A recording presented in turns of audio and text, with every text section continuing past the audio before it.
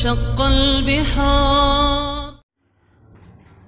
إن الحمد لله نحمده ونستعينه ونستغفره ونعوذ بالله من شرور أنفسنا ومن سيئات أعمالنا من يهده الله فلا مضل له ومن يضلل فلا هادي له وأشهد أن لا إله إلا الله وحده لا شريك له وأشهد أن محمدا عبده ورسوله أما بعد.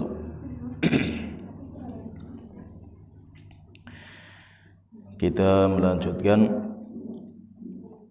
tafsir Juz Amma Juz 30,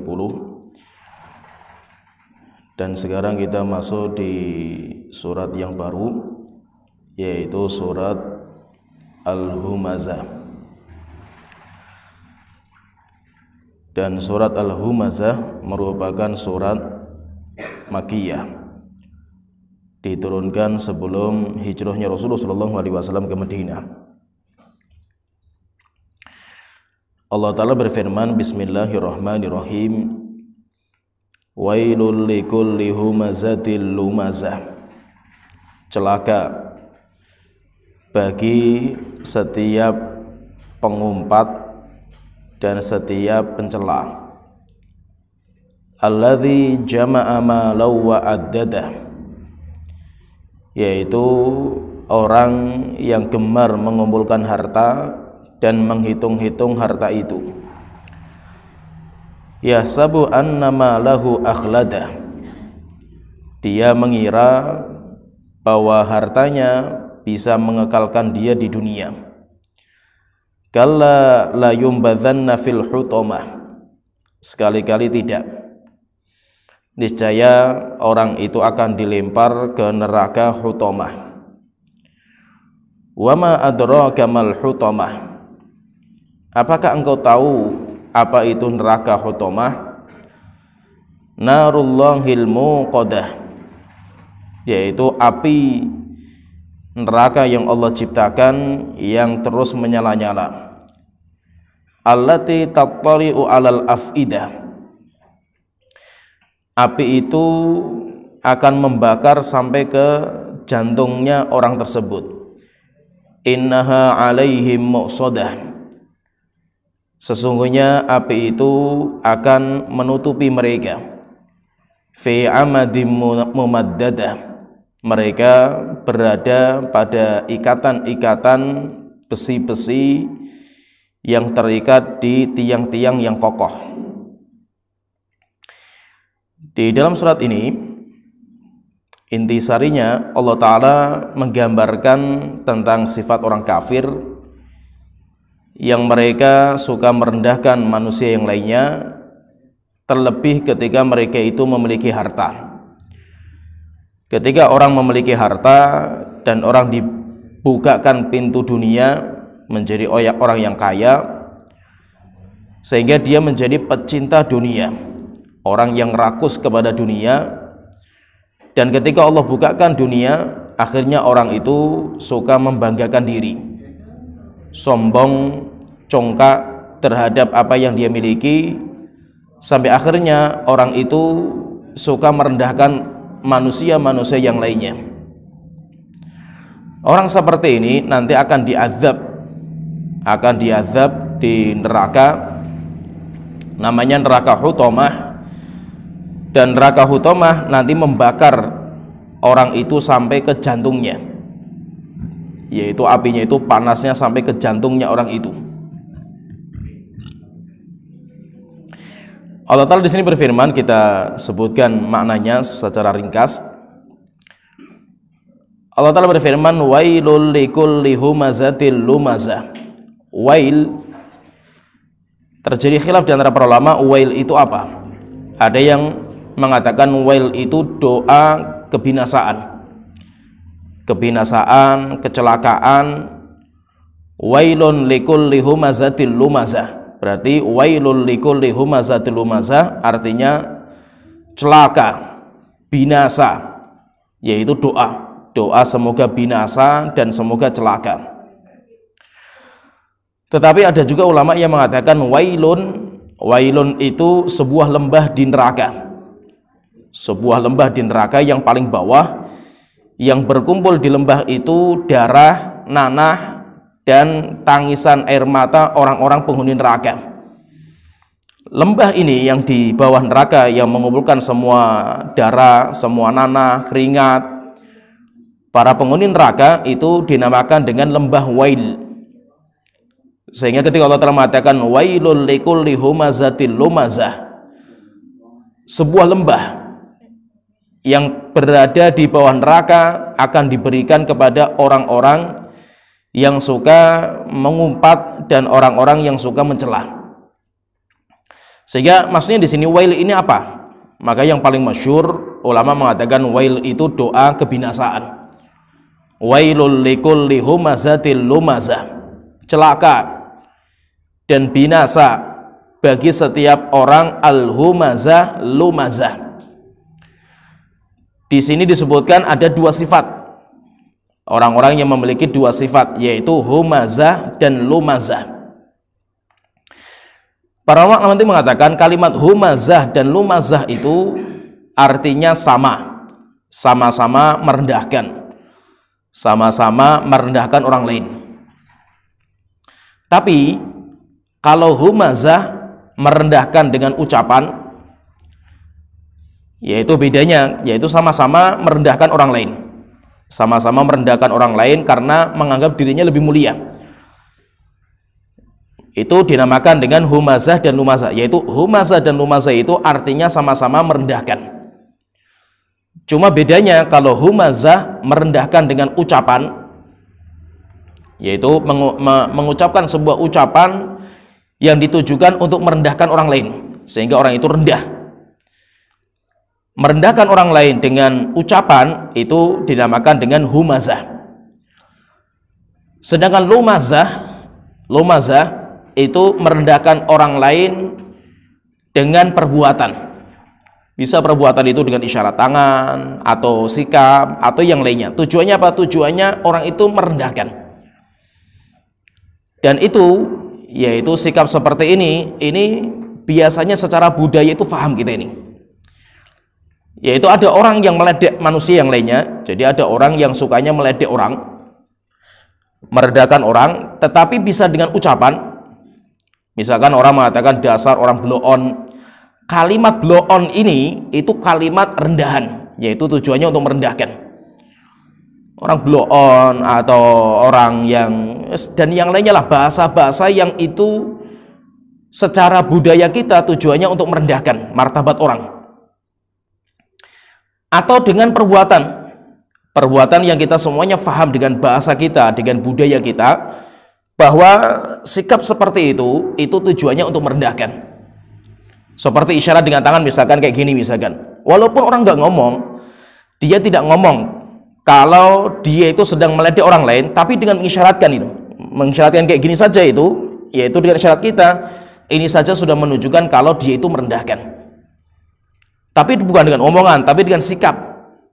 Atau misalkan dengan pandangan mata, di mana orang kita paham lah itu tujuannya untuk meledek dan merendahkan martabat orang.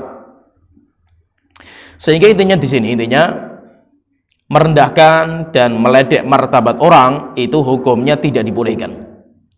Hukumnya tidak dibolehkan, dan itu karakter, memang itu menjadi karakter orang-orang yang tidak beriman kepada Allah Ta'ala, atau karakternya orang-orang kafir, di mana ketika mereka dibukakan harta dunia sampai akhirnya mereka menjadi orang kaya, itu nanti biasanya mereka meremehkan dan merendahkan orang lain. Allah Ta'ala juga berfirman tentang larangan kita itu hamaz, yaitu humazah, meledek orang lain. Allah Ta'ala juga menyebutkan di dalam surat Al-Qalam ayat ke-8 sampai 15. Di situ juga merupakan sifat orang-orang kafir, itu sifatnya seperti itu. Apalagi orang-orang kafir Arab jahiliyah. Allah Ta'ala berfirman, "Fala tuti'il mukadzibin." Wahai Muhammad, kamu jangan sekali-kali taat mengikuti orang-orang yang suka mendustakan Al-Quran, mendustakan agama. Waddu law tudhinu fayudhinun. Mereka berharap supaya engkau berlemah lembut dengan mereka, di mana nanti mereka pun juga akan bersifat seperti itu. Fala tuti kulla hallafim mahin, kamu jangan sekali-kali mentaati, mengikuti orang yang suka bersumpah. Kulla hallafin, orang yang suka bersumpah. Mahin, dan orang yang hina. Hammazim, hammaz, sukanya meledek orang. Masya'im binamin, kalau berjalan pasti sikapnya mengadu domba, sukanya ngadu domba orang. Mana'in lil khairi, pelit terhadap kebaikan yang dia miliki. Mu'tadin athim, orang yang suka melampaui batas dan orang yang suka berbuat dosa dan maksiat. Utullim ba'da dzalika zanim, orang yang sombong terhadap apa yang dia miliki. Zanim, dan dia juga gemar mengamalkan perbuatan-perbuatan yang keji. Kenapa orang itu seperti ini? Kok sikapnya, karakternya itu rusak seperti ini? Yaitu karakternya itu suka bersumpah, orang yang hina, suka merendahkan orang lain, suka mengadu domba, pelit terhadap harta yang dia miliki, orang yang suka melampaui batas, orang yang gemar berbuat dosa, sombong terhadap apa yang dimiliki, dan dia itu gemar berbuat keji. Kenapa seperti itu? Angka nadzamalin wabanin, karena dia punya harta dan dia itu punya anak. Idza tutla alaihim ayatuna qala asatirul awwalin, kalau dibacakan mereka ayat-ayat Allah, mereka mengatakan itu cuma dongeng-dongeng semata. Sehingga masih di sini intinya, kalau kita pahami di sini intinya, terkadang kita mendapatkan di antara karakter orang, dia menganggap dirinya lebih mulia daripada orang lain, entah karena jabatan yang dia miliki, entah karena status sosial yang dia miliki, atau karena gelar yang dia miliki, sampai akhirnya sukanya merendahkan orang.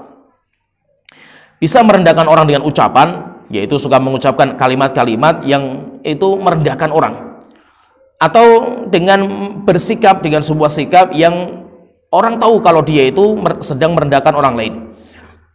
Ini perbuatan yang tidak dibolehkan. Oleh itu Allah Ta'ala berfirman, wailul likulli humazatil lumazah, celaka bagi orang-orang yang suka mengumpat dengan lisannya dan orang yang suka merendahkan dengan perbuatannya. Hatta walaupun kita itu berhadapan dengan orang yang suka minta atau para pengemis, Allah Ta'ala berfirman dalam Al-Quran. Jadi kalau kita misalkan datang seorang pengemis kepada kita, apa yang harus perlu kita sikapi apa? Maka Allah Ta'ala mengatakan, ketika kita itu memberikan sodakoh, kita memberikan bantuan kepada orang, Allah Ta'ala berfirman, la tubtilu sodaqatikum bil manni wal adha, jangan sekali-kali kalian batalkan pahala sodakoh kalian dengan man. Man itu mengungkit-ungkit pemberian, yaitu diingatkan, kamu dulu yang memberikan kamu itu saya, yang merawat kamu itu saya, kamu tidak ingat saya dulu pernah ngasih seperti ini. Nah, itu berarti ngungkit-ngungkit pemberian, batal. Apalagi dengan orang mengatakan air susu dibalas dengan air tuba, maka batal semua kebaikan. Jadi jangan kita batalkan pahala sedekah kita, yang pertama dengan man, yang kedua dengan adza.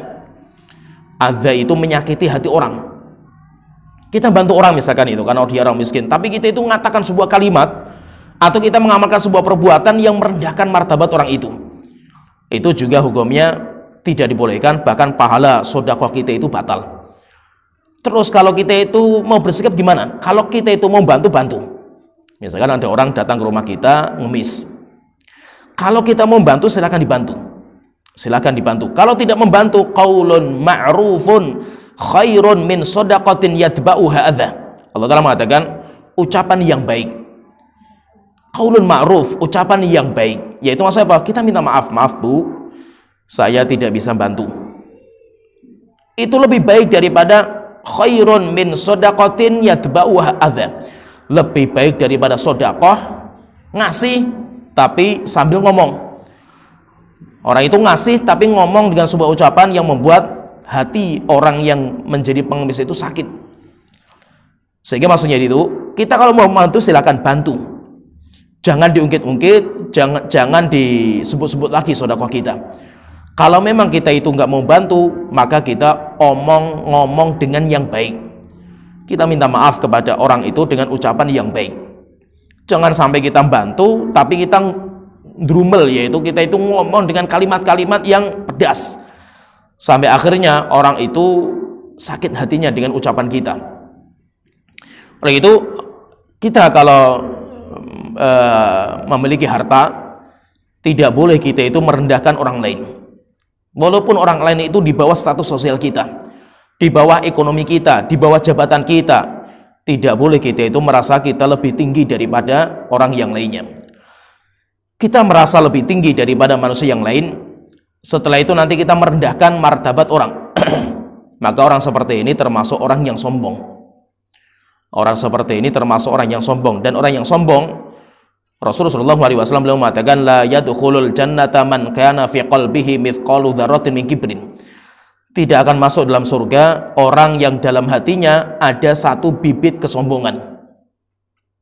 Rasulullah ditanya, ya Rasulullah, bagaimana dengan orang yang dia itu kalau berpakaian, pakaiannya bagus, dia itu pakai sandalnya bagus, dia punya rumah yang bagus, mobil yang bagus. Orang seperti ini termasuk sombong nggak ya Rasulullah? Maka Rasulullah mengatakan, innallaha jamilun yuhibbul jamal. Allah itu maha indah, dan Allah suka yang indah-indah. Setelah Rasulullah mengatakan, al-kibru batarul haqqi wa ghamtun nas.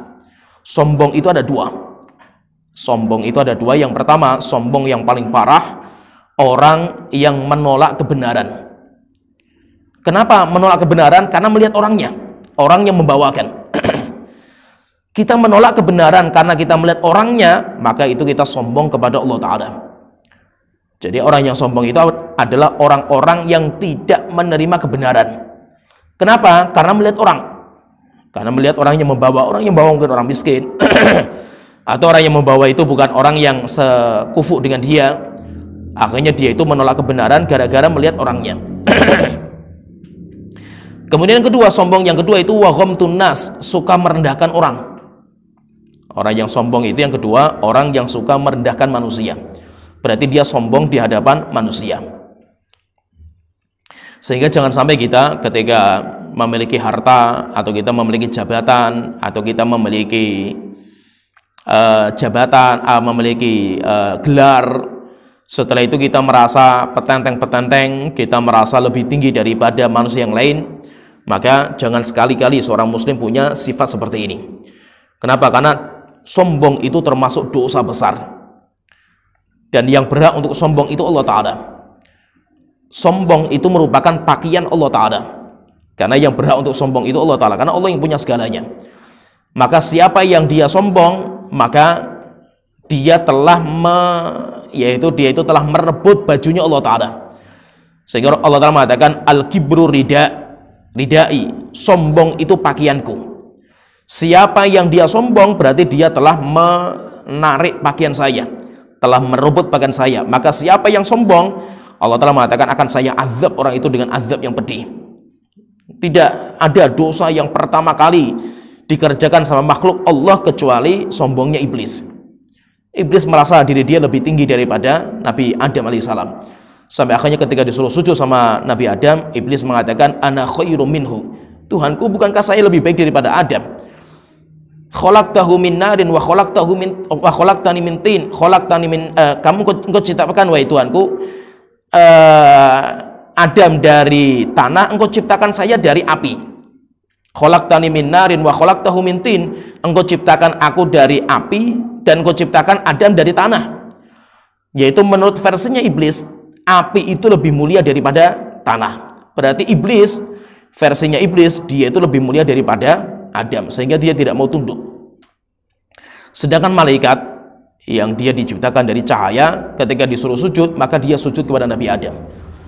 Sehingga dosa yang paling parah ditujukan kepada Allah Ta'ala, yaitu dosanya iblis ketika dia melawan perintah Allah dengan kesombongannya, karena dia merasa lebih tinggi martabatnya daripada Nabi Adam alaihissalam. Sehingga dosa yang paling besar itu sombong. Demikian juga terkadang apa? Terkadang sombong dengan kebaikan yang kita kerjakan. Kita terkadang sudah mengenal sunnah, dan itu hati-hati. Hati-hati, jangan sampai ketika kita itu sudah jenggotan, seorang wanita yang sudah cadaran, seakan-akan dia itu manusia paling soleh, manusia paling suci, manusia jaminan surga. Jangan.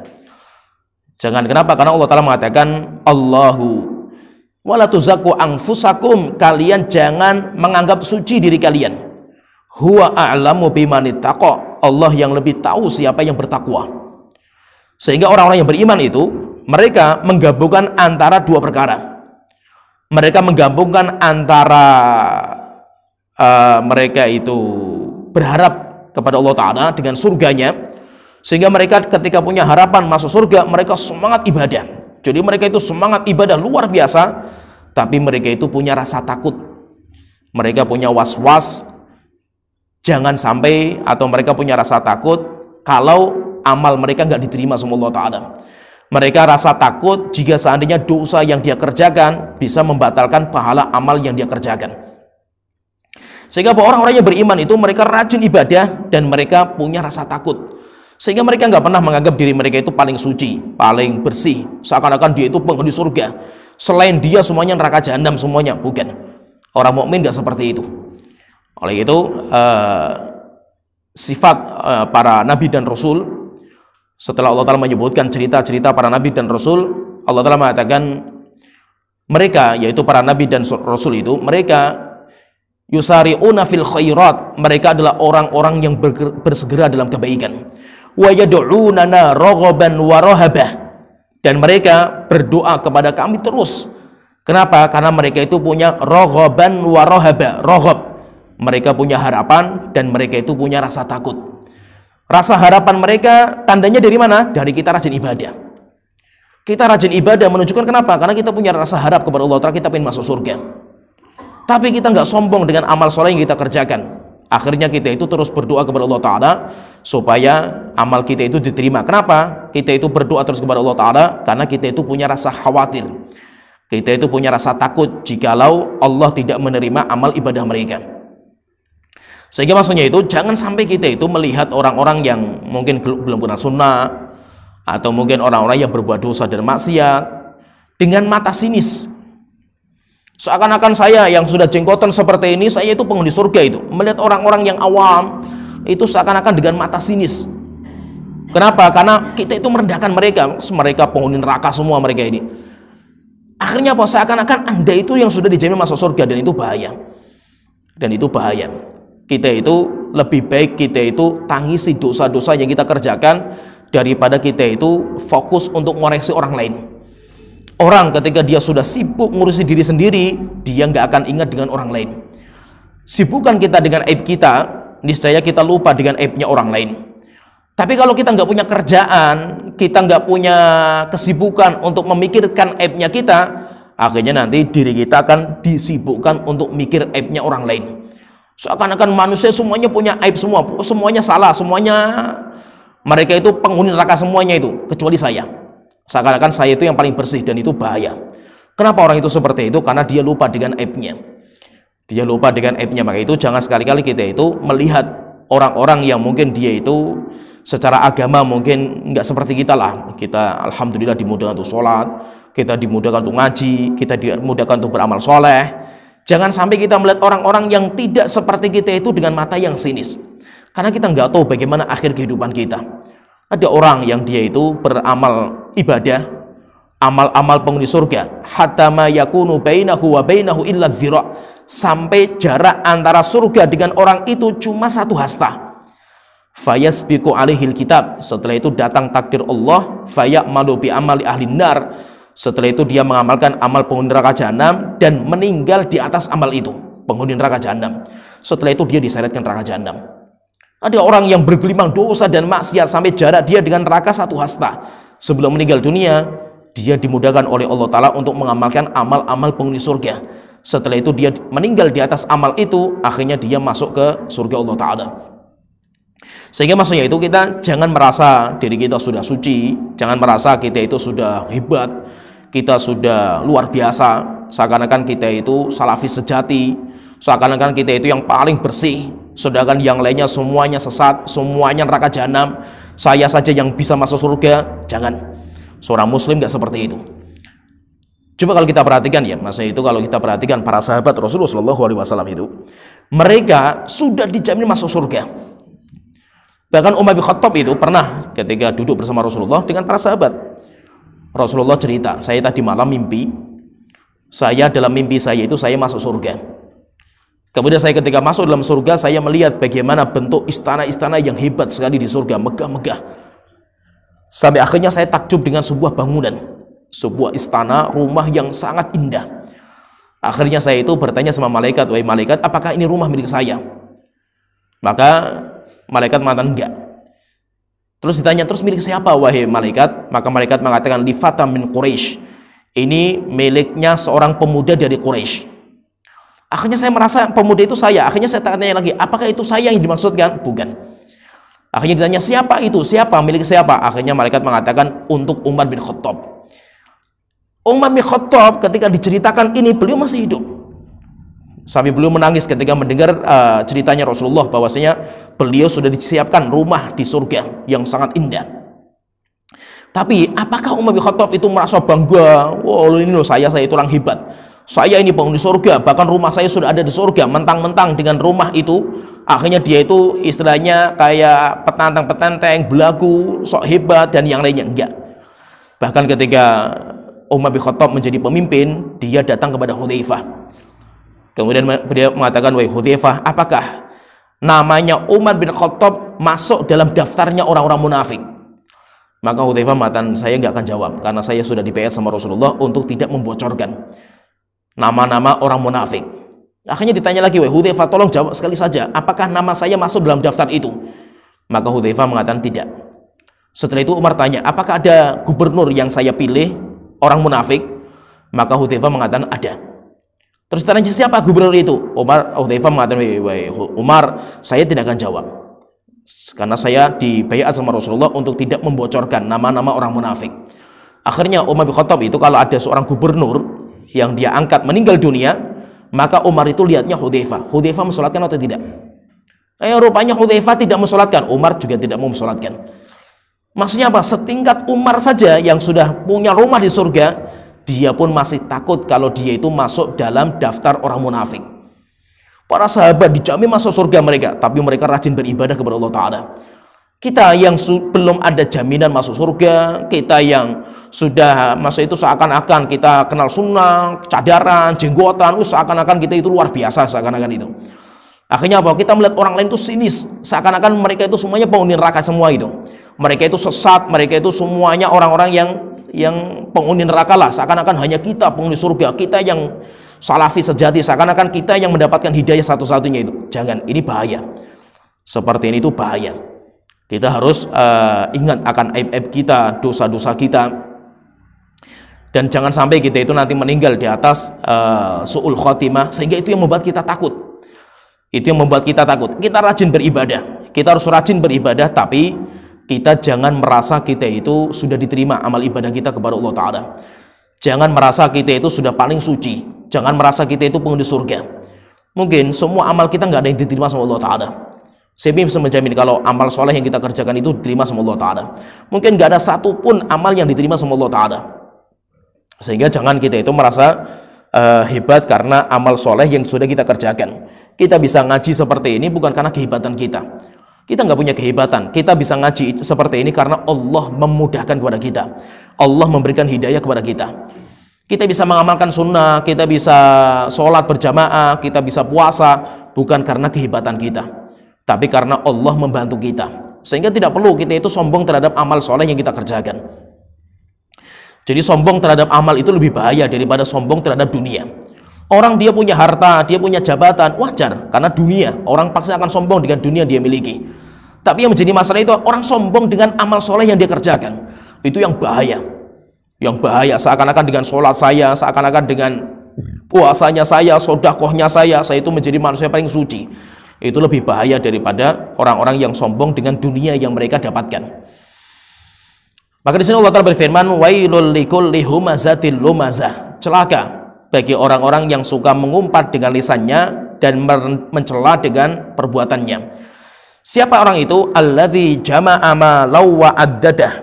Orang yang gemar mengumpulkan harta, yaitu rakus terhadap harta, wa addadah, dan suka menghitung-hitung hartanya. Jadi harta itu, harta dunia itu racun. Harta dunia itu racun hati. Kalau sudah masuk dalam hati, maka akan menjadi candu. Dunia itu kalau sudah masuk dalam hati akan meracuni hati, dan setelah itu akan menjadi candu, sehingga orangnya menjadi ketagihan. Ketika sudah menjadi ketagihan, lama-lama akan menjadi tamak. Terus sampai kapan tamaknya itu selesai? Sampai dia mati. Sampai dia itu mati. Maka itu cintanya hati kita terhadap dunia luar biasa. Cintanya hati kita kepada dunia itu luar biasa. Tamaknya luar biasa kita ini. Sampai Rasulullah SAW beliau mengatakan, laukana libni Adam wadiyani min dzahab. Jika seandainya seseorang dia punya 2 lembah emas, apakah keinginan dia untuk mengumpulkan harta sudah selesai? Tidak. Labtagha minhum tsalits, dia akan mencari lembah yang ketiga. Kalau sudah dapat lembah yang ketiga, dia akan cari lembah yang keempat, terus. Sampai kapan dia itu berhenti mencari harta dunia? Wala yamla'u fahu illa turab. Tidak ada yang menyumpel mulutnya dari rakus kepada dunia kecuali tanah kuburan. Yaitu ketika dia mati baru rakus kepada dunia itu selesai. Sehingga dunia itu candu. Dunia itu candu. Candu itu maksudnya apa? Kalau sudah masuk dalam hati akan menagih terus.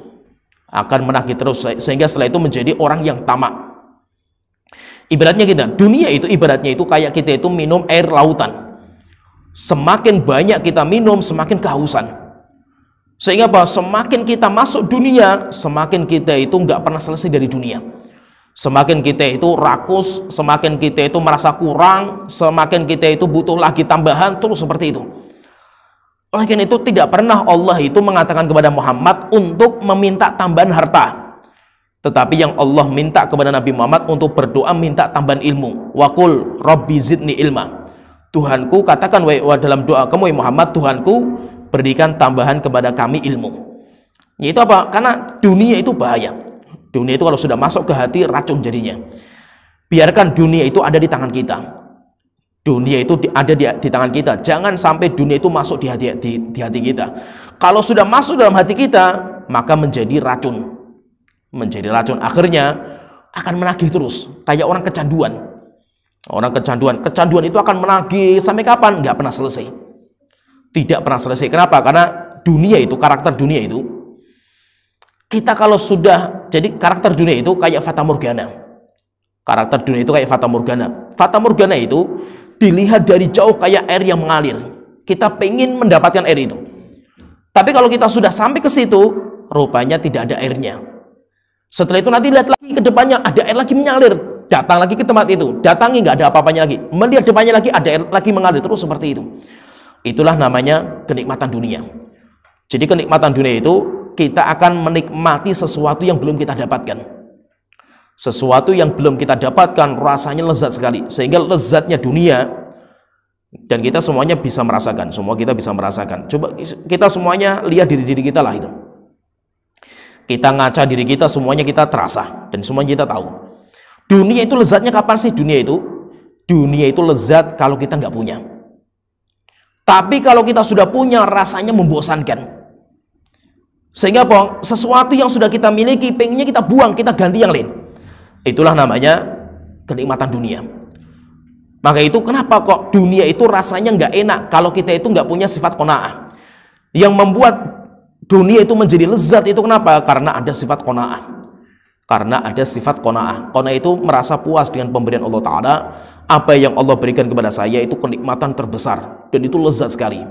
Sedangkan yang tidak Allah berikan itu nggak ada nikmatnya bagi kita. Sehingga apa? Sehingga ketika Allah memberikan kepada kita karunia sebuah rumah, alhamdulillah saya bisa ngontrak, walaupun ngontrak. Sehingga itu karunia besar, kita syukuri karena kenikmatan yang Allah berikan kepada kita ini seperti ini. Kita syukuri, rasanya nikmat sekali rumah kontrakan ini. Tapi kalau kita itu lihat yang lain, lihatnya itu orang-orang yang sudah punya rumah sendiri, maka niscaya ngontrak rumah itu nggak ada enaknya. Sampai akhirnya kita beli rumah, kita punya rumah sendiri. Ketika kita itu punya qanaah, rumah yang kita miliki walaupun kecil, alhamdulillah itu milik kita. Alhamdulillah pemberian Allah Ta'ala kita syukuri. Kalau kita melihatnya orang lain yang rumahnya lebih besar daripada kita, yuk kita nggak akan mensyukuri nikmat yang telah Allah berikan kepada kita. Sehingga apa? Sehingga istilahnya kalau bahasa Jawa itu ada namanya sawang sinawang. Yaitu kapan menjadi indah itu kalau kita itu memandang orang lain. Dunia itu indahnya cuma dipandang, bukan dirasakan. Kalau sudah kita rasakan, akhirnya membosankan. Nikmatnya dunia itu kalau kita sawang. Jadi kita sawang itu lezat indah. Kalau kita nikmati, kita rasakan, akhirnya membosankan. Sehingga ya itulah karakter manusia seperti itu. Maka itu orang-orang yang dia itu rakus kepada dunia, maka nanti semua kejelekan akan berkumpul. Semua kejelekan akan berkumpul, sombong, congkak, kalaupun gagal dia akan stres sampai tingkatan bunuh diri. Itulah manusia yang dia itu hatinya sudah terkena racunnya dunia. Karena dunia itu racunnya bahaya. Sedangkan orang-orang yang dia itu nggak teracuni dengan dunia, orang itu ketika hartanya bertambah, tidak membuat dia sombong dan congkak. Kenapa? Karena dia hanya bisa bersyukur kepada Allah Ta'ala. Kenikmatan yang dia dapatkan, yang dia miliki, semuanya karunia dari Allah Ta'ala. Sehingga orang mukmin itu kalau mereka itu mendapatkan kenikmatan, bersyukur. Nggak sampai congkak dan sombong. Ketika dia itu ditimpa dengan musibah sampai hartanya habis, dia bersabar. Kenapa? Karena dia yakin itu takdir Allah Ta'ala, dan itu untuk menghapuskan dosa-dosa dia. Sehingga nggak mungkin stres, nggak mungkin sampai bunuh diri orang muslim. Sehingga Rasulullah SAW sampai beliau mengatakan, ajaban di amril mu'min, sangat menakjubkan perkaranya orang mukmin. Inna amrohu kullahu lahu khair. Karena orang mukmin itu semuanya baik. Wala yakunu dzalika illa lil mu'min, dan itu nggak mungkin terjadi kebaikan itu kecuali hanya bagi orang mukmin. Bahagia orang mukmin itu. Mereka bahagia dalam kesenangan mereka, dan mereka bahagia dalam kesedihan mereka. In asobat husarro syakara. Orang mukmin kalau ditimpa kenikmatan, bersyukur kepada Allah Ta'ala. Wa in asobat hudbarro sobaro. Kalau ditimpa kemiskinan, malapetaka, musibah, mereka bersabar. Dan semuanya baik. Dan semuanya itu baik. Maka itu jangan sampai hati itu sampai kemasukan dunia. Karena kalau sudah kemasukan dunia, akan teracuni kita ini. Kalau sudah teracuni, akan menjadi candu. Kalau sudah menjadi candu, akan menagih sampai akhirnya menjadi tamak. Kalau sudah tamak, semua kerusakan berkumpul semua. Orang kalau sudah tamak itu, harta keluarganya pun akan dibantai sama dia. Dia akan mengorbankan siapa saja yang menghalangi tamaknya dia. Dan dia gak peduli, harta istrinya pun akan dikorbankan. Coba kita lihat orang-orang yang tamak. Ada yang tamak sama harta, ada yang tamak sama jabatan, ada yang tamak sama wanita. Itu ngeri. Orang kalau sudah tamak itu, harta teman akrab pun dikorbankan. Teman yang akrab selama ini akan dibantai, akan dihabisi. Bahkan orang tuanya pun ya dihabisi gitu. Jadi orang kalau sudah tamak itu sumber semua malapetaka. Tamak itu sumber semua malapetaka, dan semuanya akan dihalalkan, segalanya dihalalkan. Yaitu sebuah konsep kaidah al-ghayatu tubarrirul wasilah. Tujuan akan menghalalkan segala cara. Sehingga tidak ada prinsip persahabatan. Yang ada cuma keuntungan. Anda bisa menguntungkan tamaknya saya, kamu sahabat saya. Anda bahaya bagi dunia saya, yo kamu tak habisi, walaupun kamu teman akrab saya. Sehingga nggak ada namanya persahabatan yang kekal dan abadi. Apalagi dunia politik, apalagi politik, semuanya tamak semua. Sehingga Sehingga tidak ada namanya koalisi yang kekal dan abadi, nggak ada. Semuanya kepentingan. Sehingga harta keluarganya sendiri pun selama beda ya dihabisi gitu. Sehingga itulah tamak. Tamak itu bahaya sekali. Kalau orang sudah tamak, maka akan menghalalkan segala cara untuk bisa mendapatkan apa yang ditamaki. Maka ketika dunia itu sudah masuk dalam hati kita, mengerikan dunia itu, racun yang sangat berbahaya. Terus bagaimana sikap seorang muslim itu? Seorang muslim itu kalau bisa, sekuat tenaga kita berjuang, jangan sampai dunia masuk dalam hati kita. Terus bagaimana caranya? Caranya dunia itu taruh di tangan. Dunia itu kita pegang dengan tangan kita, sedangkan hati kita itu biarkan isinya akhirat. Sehingga Sehingga kita itu nggak akan sampai stres ketika kita nggak mendapatkan dunia. Kenapa? Karena dunia nggak masuk ke hati. Dunia tidak masuk ke hati. Maka itu orang muslim itu orang-orang yang zuhud. Orang-orang yang zuhud itu bukan orang yang miskin, bukan. Orang-orang yang zuhud itu adalah orang yang dia tidak terlalu peduli dengan dunia. Walaupun dia itu punya semuanya itu, walaupun dia itu punya segalanya. Sehingga zuhud, orang yang zuhud itu bukan berarti orang yang miskin, compang-camping. Terkadang ada orang miskin, compang-camping, cuma dia itu tamak kepada dunia luar biasa dalam hatinya, cuma nggak punya dia itu. Ada orang yang kaya raya, tapi dia itu orang yang paling zuhud. Kenapa? Karena dia nggak peduli dengan hartanya. Sehingga kita itu berusaha jangan sampai hati kita itu sampai kemasukan dunia. Kalau sudah kemasukan dunia, racun. Tapi kalau kita itu bisa menyelamatkan hati kita dari dunia kita pegang di tangan kita nanti akan selamat. Nah itu ketika apalagi di akhir zaman. yang membuat Islam itu lemah di akhir zaman. Sampai kita lihat seperti inilah kondisinya, termasuk Indonesia. Kita dimakan sama orang-orang kafir, dan itu sudah digambarkan sama Rasulullah SAW. Kenapa kok negara Islam itu lemah sampai mereka akan dijajah sama orang-orang kafir? Bukan karena kita itu kalah jumlah, bukan karena kita itu kalah militer, kita itu punya semua gitu. Tapi kenapa kok kita itu lemah seperti ini? Karena urusan hati. Karena hati kita itu sudah masuk dunia dalam hati kita, akhirnya kita itu menjadi lemah, sehingga kita lebih milih menjadi pengkhianat daripada kita itu menjadi pahlawan. Akhirnya terjadi seperti ini tuh. Kenapa di Indonesia itu sampai bisa dijajah 350 tahun, dan itu pun versi Belanda, versinya para penjajah yang membuat sejarah seperti itu mereka juga. Kenapa? Karena lebih banyak orang yang lebih memilih menjadi pengkhianat daripada menjadi seorang pahlawan.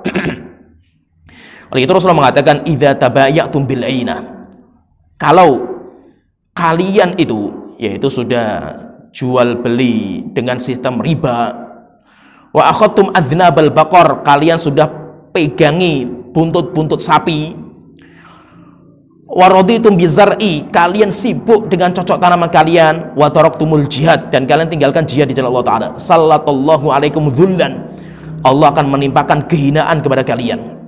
Sampai kapan itu lepas kehinaan itu?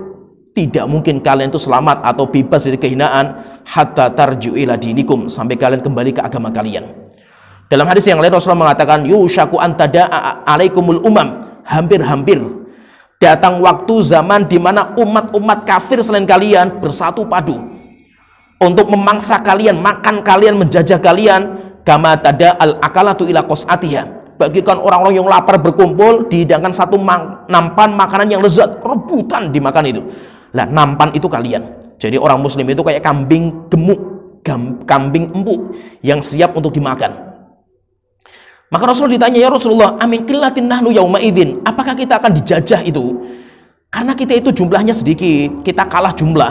Rasulullah mengatakan, enggak, jumlah kalian besar sekali, walakinnakum hutsa, tapi banyaknya kalian seperti buih lautan, akan mengikuti arus laut kemana saja, ke kanan ikut kanan, kiri ikut ke kiri, tidak punya panduan kalian, enggak punya agama kalian ini.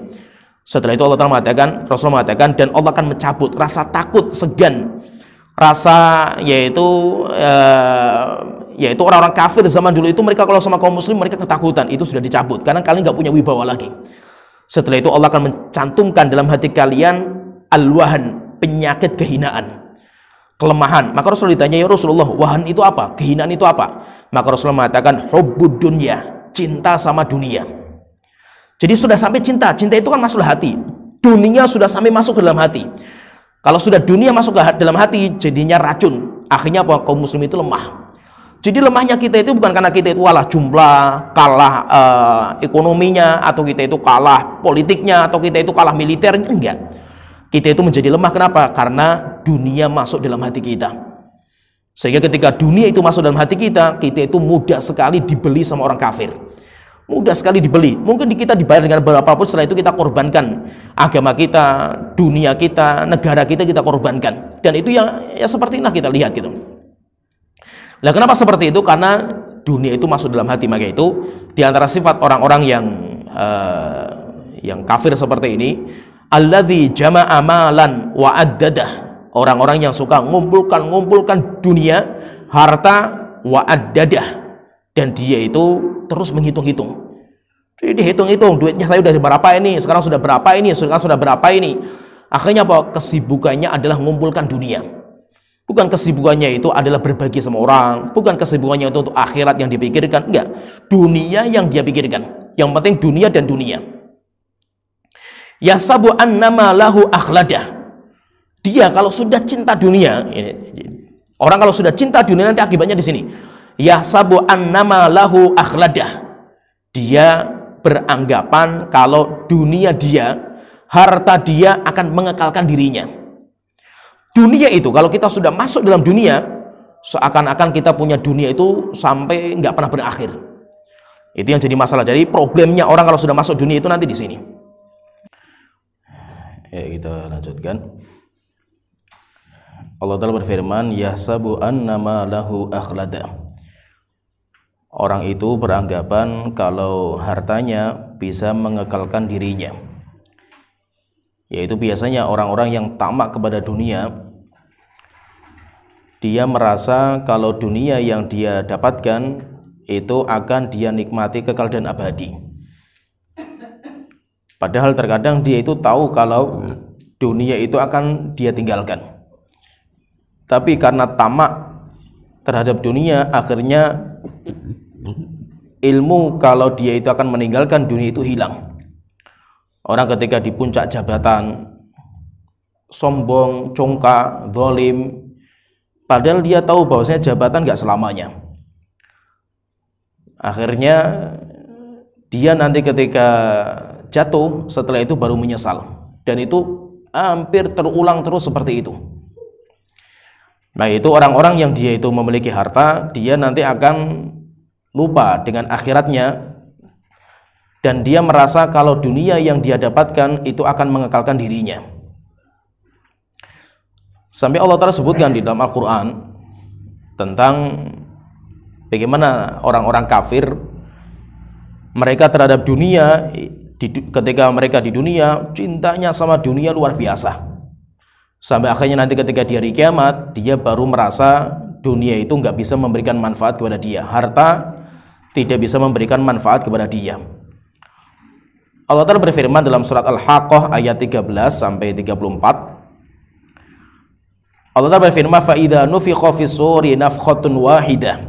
Ketika sangkakala ditiup dengan tiupan yang pertama, وَحُمِلَتِ الْأَرْضُ وَالْجِبَالُ فَدُكَّتَ دَكَّةً وَاحِدَةً.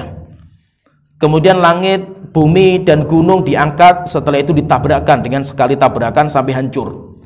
Fayawma idzu waqa'atil waqi'ah, di hari itu akan terjadi malapetaka yang besar. Wanshaqqatis samaa'u fahiya yauma idzi wahiyah. Kemudian langit akan menjadi lemah. Setelah itu langit pun akan pecah. Kemudian akhirnya nanti langit itu akan berjatuhan. Wal malaku ala arja'iha wa yahmilu arsya rabbika fawqahum yauma idzin thamaniyah. Dan malaikat-malaikat mereka membikin barisan di pinggir-pinggir, dan yang akan mengangkat singgasana Allah pada hari itu di atas kepala mereka ada 8 malaikat. Yauma idzin tu'raduna la takhfa minkum khafiyah. Hari itu semua amal yang dikerjakan manusia akan dibongkar, tidak ada yang terluputkan satupun. Fa amma man utiya kitabahu biyaminihi fayaqulu ha umqra'u kitabiyah. Orang-orang yang dia mendapatkan kitabnya dengan tangan kanannya, maka dia bangga sampai dia mengatakan ha umqra'u kitabiyah. Ini, wahai manusia, bacalah bukuku ini. Inni dzanantu anni mulaqin hisabiyah. Dia seperti itu karena dia yakin dulu ketika di dunia dia akan berjumpa dengan hisabnya di hari kiamat. Fahuwa fi 'ishatir radiyah, maka dia berada pada kehidupan yang diridhoi oleh Allah Ta'ala. Fi jannatin 'aliyah, di surga yang sangat tinggi, qutufuha daniyah, di mana tangkai-tangkai buah sangat dekat kepadanya. Kulu washrabu hani'an bima aslaftum fil ayyamil khaliyah. Silakan kalian makan dan minum sepuas-puasnya, balasan terhadap apa yang kalian kerjakan di dunia dengan lelah letihnya, yaitu dari amal soleh. Wa amma man utiya kitabahu bishimalihi, sedangkan orang-orang yang mendapatkan catatan amalnya dengan tangan kirinya, fayaqulu ya laitani lam uta kitabiyah, maka dia akan mengatakan, jikalau saya tidak mendapatkan tulisan amal dengan tulisan amal seperti ini. Walam adri ma hisabiyah, saya nggak pernah tahu dengan catatan seperti ini. Ya laitaha kanatil qadiyah, jikalau saya sekarang dimusnahkan, yaitu selesai urusan saya. Ma'aghna anni maliyah, harta yang selama ini saya kumpulkan tidak ada manfaat bagi saya. Halaka anni sultaniyah, kekuasaan saya, jabatan saya semuanya hancur. Khudhuhu faghulluh, akhirnya malaikat dikatakan kepada Allah Ta'ala, Allah Ta'ala mengatakan kepada malaikat, ambil orang itu dan rantailah. Tsummal jahima salluh, kemudian seret ke neraka jahim. Tsumma fi silsilatin dzar'uha sab'una dzira'an faslukuh, setelah itu seretlah orang itu dengan rantai-rantai yang panjangnya 70 hasta. Ini menunjukkan bahwa ketika seseorang dia itu dulu ketika di dunia bangga dengan harta, bangga dengan jabatan, setelah itu dia sombong congkak, rupanya tidak lama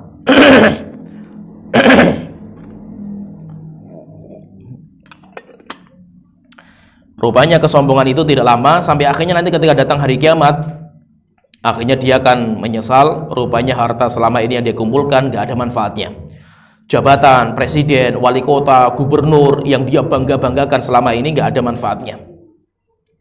Setelah itu Allah Ta'ala berfirman, kalla la yumbadzanna fil hutamah. Pasti orang itu nanti akan dilempar ke neraka hutamah. Wa ma adraka mal hutamah. Tahukah kalian apa itu neraka hutamah? Narullahil muqadah, api Allah yang menyala-nyala. Allati tattaliu alal afidah, di mana api itu akan membakar sampai ke jantungnya orang itu. Innaha alaihim muqsadah, di mana api itu akan menutupi mereka. Fi amadim mumaddadah, mereka berada pada rantai-rantai yang terikat di tembok-tembok, di tiang-tiang yang sangat kokoh. Yaitu itu balasan bagi orang-orang yang mereka kafir di dunia, orang-orang yang sombong, orang-orang yang congkak, orang-orang yang merasa hebat dengan harta yang mereka miliki, dengan jabatan yang mereka peroleh. Akhirnya nanti di hari kiamat, ketika mereka dimasukkan ke neraka jahanam, maka mereka baru menyesal. Setelah itu penyesalan tidak ada manfaatnya. Penyesalan tidak ada manfaatnya, yang ada cuma mereka hanya meratapi nasib mereka sampai tingkatan penyesalan mereka, yaitu ketika mereka itu menyesal itu sampai tingkatan mereka itu menggigit jari mereka di leher mereka, di gigi mereka.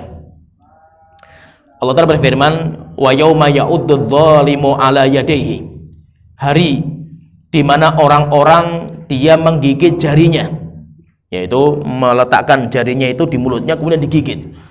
Biasanya orang-orang yang stres, orang-orang yang sedih, orang-orang yang menyesal. Yaqulu ya laitani takhadtu ma'ar rasuli sabila. Dia mengatakan, jikalau saya dulu mengikuti jalannya Nabi dan Rasul. Ya laitani lam attakhid fulanan khalila. Jikalau saya dulu tidak menjadikan si A dan si B sebagai teman akrab saya. Sungguh dia telah menyesatkan saya setelah saya mendapatkan hidayah dan petunjuk. Akhirnya ada apa? Yang ada cuma penyesalan, yang ada cuma tangisan, yang ada cuma azab yang kekal dan abadi. Mereka sampai ketika diazab di neraka jahanam, mereka itu sampai nggak kuat mereka. Sampai akhirnya mereka itu datang ke malaikat Malik. Mereka mengatakan, ya Malikul yaqdi alika rabbuka. Wahai Malik, coba kamu lapor kepada Allah Ta'ala supaya Allah memusnahkan kita. Biarkanlah kita itu menjadi debu, kita dimusnahkan sampai habislah kita itu, sampai selesai diri kita itu. Maka malaikat mengatakan, innakum makithun, kalian akan kekal dan abadi. Wala nazidukum illa azabah, tidaklah kami tambahkan kepada kalian kecuali azab, yaitu azabnya itu semakin hari semakin ditambahkan. Nanti hari berikutnya tambahkan lagi azabnya, sehingga apa? Sehingga azabnya tidak pernah selesai sama sekali. Sehingga apa? Yang ada cuma penyesalan, yang ada cuma ya tangisan.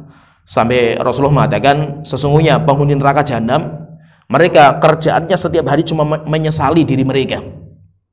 Mereka menangis, mereka cuma menyesal.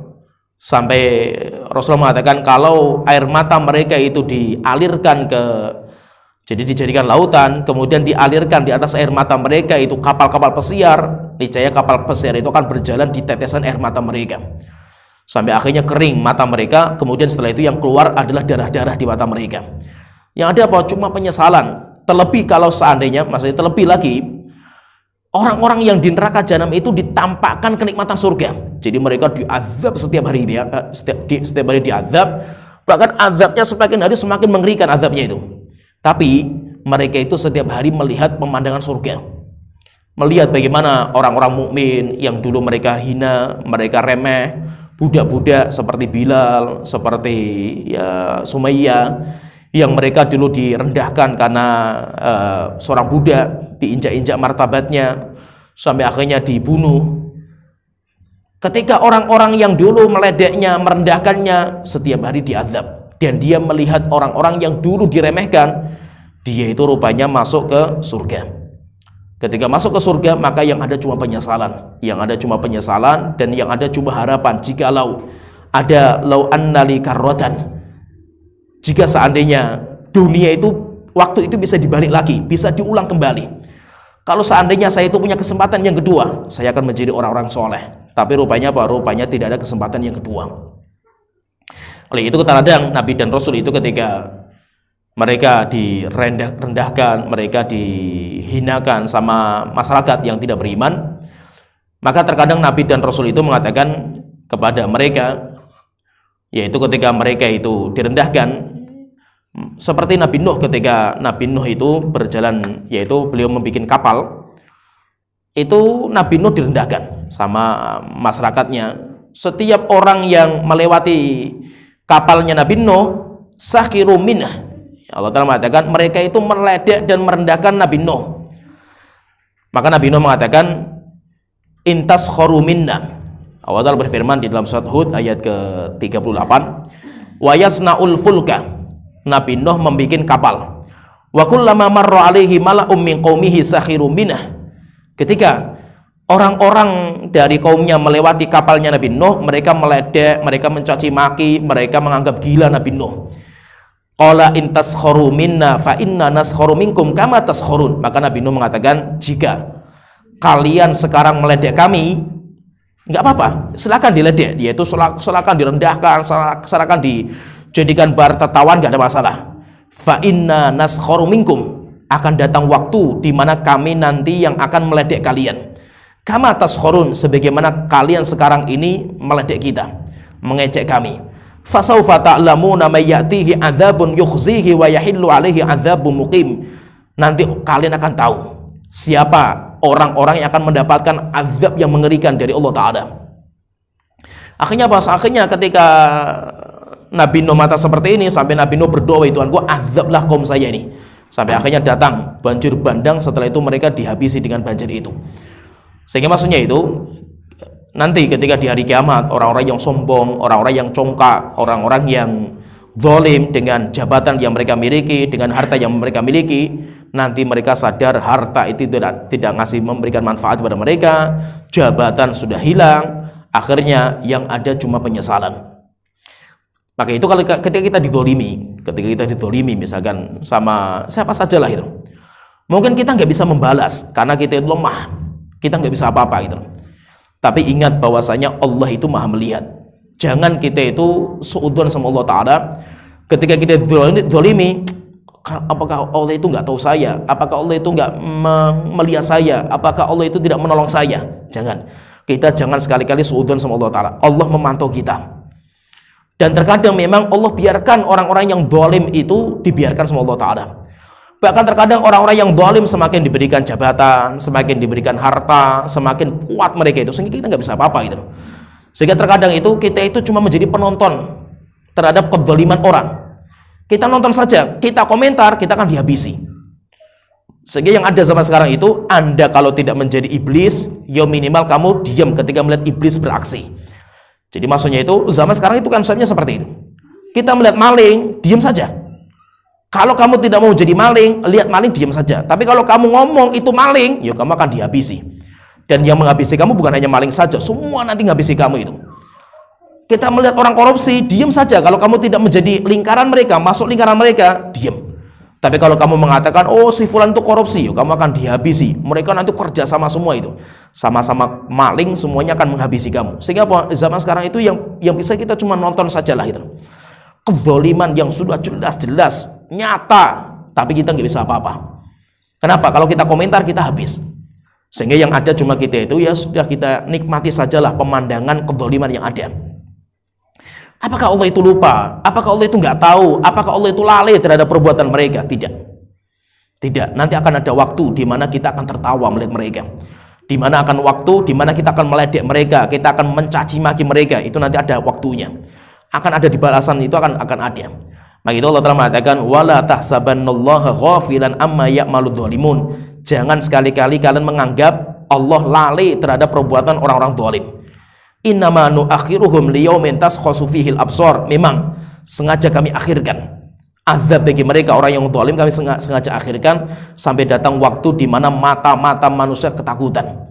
Di situ nanti baru Allah itu akan membalas. Maka itu kalau kita didolimi, kalau Anda itu bisa melawan, pertahankan hak Anda, pertahankan. Man qutila duna malihi fahuwa syahid. Siapa yang dia mempertahankan hartanya sampai harus mati, dia mati syahid. Wa man qutila duna irdihi fahuwa syahid. Siapa yang mati karena untuk membela harga dirinya yang dizalimi dan dicabi-cabi, dia mati syahid. Wa man qutila duna dinihi fahuwa syahid. Siapa yang mati karena membela agamanya, dia mati syahid. Kalau kita bisa mempertahankan diri, tahankan. Walaupun kita siap berkorban, nyawa kita akan melayang, semuanya akan hancur.